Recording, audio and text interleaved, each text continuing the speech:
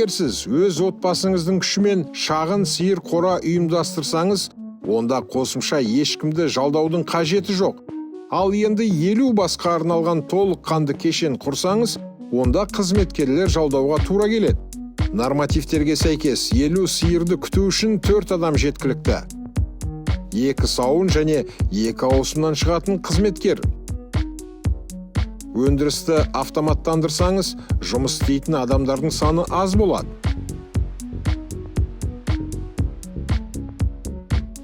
Сіздің сүт тауар фермаңыз табыс әкелу үшін мамандарды тарту керек.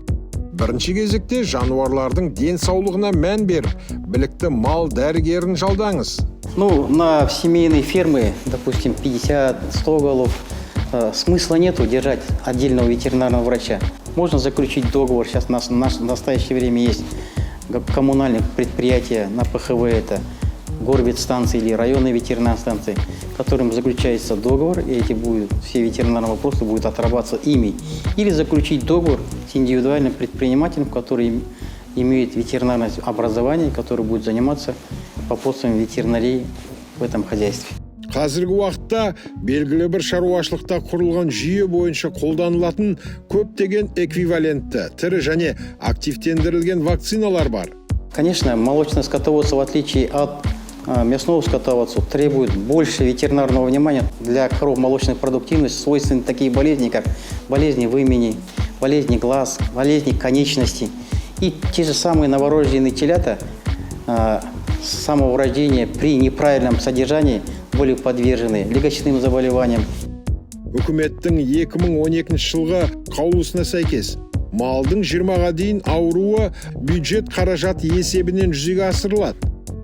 Есть постановление правительства 407, постановление правительства, согласно которому до 20 болезней крупнорогатого скота входят в этот перечень, то есть они выполняются за счет бюджетных средств, независимо от форм собственности. Это ТО, это или крестьянское хозяйство, или это скот личного подворного хозяйства.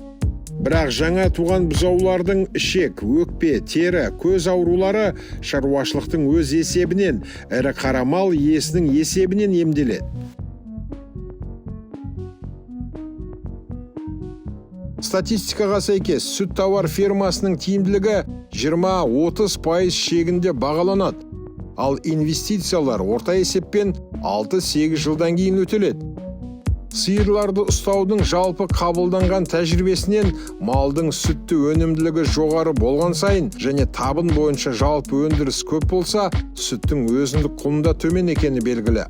Допустим, в молочном скотоводстве, как и в мясном скотоводстве, 70% до 70% затрат на производство молока ложатся на корма. Азық-түлікке, жалақыға, ветеринарлық дәрі-дәрмекке, құрылғыны күтуге кететін шығындар алынады. 50 және одан көп сиыры бар тауарлы фермадағы сүттің құны 1 литр үшін 100-120 теңгені құрайды. Табыстылықты арттыру үшін сізге осы сиырдан 10 литр емес, 15-20 литр алу керек. Жалпы өндірісті ұлғайту арқылы бизнестің кірістілігі артады. Крестьянин, прежде чем заняться молочным скотоводством, он должен исходить из своих собственных возможностей. Прежде всего, это у него наличие животноводческих помещений, или какая-то бывшая база, или он какую-то новую базу построит, наличие кормов. Сүт өндіру бұл табысты, бірақ қиын шаруа. Жақсы нәтижеге сіздің өндірісіңіздің барлық ұсақ түйегі, сиырдың азығынан бастап, бөлмедегі температураға дейін ойластырылған кезде ғана қол жеткізуге болады. Бірақ фермерлердің өзі айтқандай, сиыр етін өсіруден айырмашылығы сүт өндірісі жыл бойы пайда әкеліп отырады. Әрине, кез келген бизнес инвестицияны қажет етеді.